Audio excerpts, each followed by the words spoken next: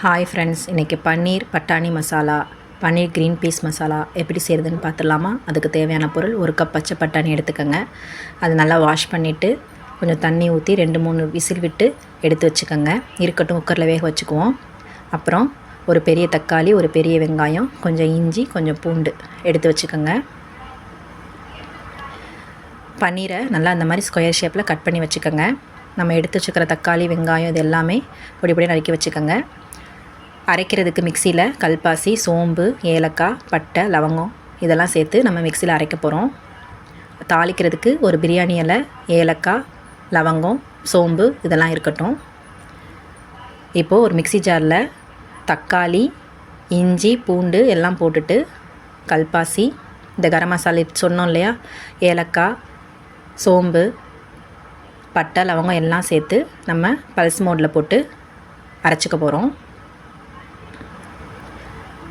Pulse மோடில் அரைச்சதும் காரத்துக்கு ஏற்ப ஒரு ஸ்பூன் அளவு மிளகாத்தூள் சேர்த்துக்கோங்க. சேர்த்துட்டு திரும்ப இதையும் ஒரு பல்ஸ் மோடில் அரைச்சி எடுத்துக்கோங்க.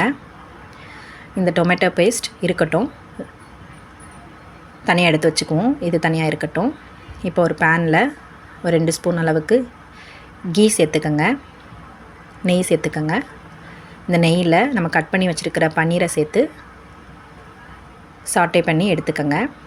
லைட்டாக உப்பு சேர்த்து கொஞ்சம் வதக்கி தனியாக நம்ம எடுத்து வச்சுக்குவோம். நெய் சேர்த்துக்கிறோம், ஆயிலும் சேர்த்துக்கலாம். நெய் சேர்த்துக்கிட்டிங்கன்னா இந்த கிரேவி இன்னும் கொஞ்சம் நல்லா டேஸ்ட்டாக இருக்கும். அதனால தான் நான் நெய் சேர்த்துருக்கேன். பன்னீரை தனியாக எடுத்து வச்சுக்குவோம். நம்ம திரும்ப அதே நெய்யில் தாளிக்கிறதுக்காக எடுத்து வச்சுருக்கிற பிரியாணி இலை, சோம்பு, பட்டை, லவங்கம், ஏலக்காய் எல்லாத்தையும் சேர்த்து லைட்டாக வதக்கிட்டு நம்ம பொடியாக நறுக்கி வச்சுருக்கிற வெங்காயத்தையும் சேர்த்துக்குங்க. அதையும் சேர்த்து நல்லா வதக்கிக்கோங்க. வெங்காயம் நல்லா வதங்கணும். வெங்காயம் நல்லா வதங்கினதும் இந்த ஸ்டேஜில் நம்ம எடுத்து வச்சுருக்கிற டொமேட்டோ பேஸ்ட் இருக்கு இல்லையா, அதையும் சேர்த்து நல்லா வதக்குங்க. ஒரு 1 மினிட்டுக்கு நல்லா வதக்கிக்கோங்க. பச்சை வாசனை போகிற வரைக்கும் கரெக்டாக ஒரு நிமிஷம் நல்லா வதக்கிக்கோங்க. வதக்கிட்டு இப்போது தேவையான அளவு கொஞ்சம் தண்ணி ஊற்றி, தேவையான அளவு கொஞ்சம் தண்ணி, கொஞ்சம் உப்பு டேஸ்ட்டுக்கு சேர்த்துட்டு ஒரு மூடி போட்டு வேக வச்சுருங்க. ஒரு 2 மினிட்ஸுக்கு வேகட்டும். இப்போ இந்த ஸ்டேஜில் பட்டாணி நம்ம குக்கரில் வேக வச்சுருக்கோம் இல்லையா, அது வெந்துருச்சா நம்ம பார்த்துட்டு வந்துடுவோம். அதை நம்ம இதோட சேர்க்க போகிறோம். பட்டாணி நல்லா வெந்துருச்சு. இப்போ இந்த பட்டாணியை நம்ம கொதிச்சிட்ருக்கிற இந்த பேஸ்ட்டில் நம்ம சேர்க்க போகிறோம். சேர்த்துட்டு திரும்ப இதையும் நம்ம ஒரு 2 மினிட்ஸ்க்கு லிட்டு போட்டு வேக வச்சுருங்க. இந்த ஸ்டேஜில் நீங்கள் காரம் செக் பண்ணிக்கோங்க.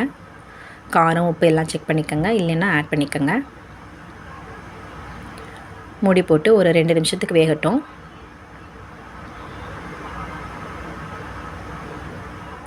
ஒரு 2 மினிட்ஸ்க்கு அப்புறம் இந்த ஸ்டேஜில் நம்ம பன்னீர் சேர்த்துக்க போகிறோம்.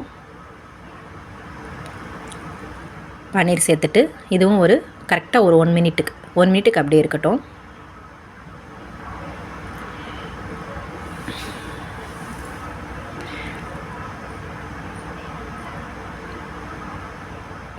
மூடி போட்டு ஒரு 1 நிமிஷத்துக்கு வேக வச்சுருக்கேன். இப்போ இந்த ஸ்டேஜில் எல்லோரும் தேங்காய் அரைச்சி ஊற்றுவாங்க. நான் தேங்காய் அரைச்சி ஊற்ற போகிறதில்ல. தயிர் சேர்த்துக்க போகிறேன். தயிர், புளிக்காத தயிர் ஒரு 2 ஸ்பூன் அளவுக்கு, நல்லா பெரிய ஸ்பூன் அளவுக்கு எடுத்து சேர்த்துக்கங்க. தயிர் சேர்த்துக்கிட்டிங்கன்னா தான் உங்களுக்கு ஹோட்டல் ஸ்டைலில் அந்த ஒரு டேஸ்ட்டு கிடைக்கும். ஸோ அதனால தான் தயிர் சேர்த்து நல்லா கலந்துட்டு ஒரு 1 நிமிஷம் இருக்கட்டும். அவ்வளோதான் ஃப்ரெண்ட்ஸ். கடைசியாக நம்ம இறக்குறதுக்கு முன்னாடி கொஞ்சமாக கரம் மசால் தூள், கொஞ்சமாக கொத்தமல்லி இலை சேர்த்து கலந்துட்டு ஸ்டவ்வை ஆஃப் பண்ணிடுங்க.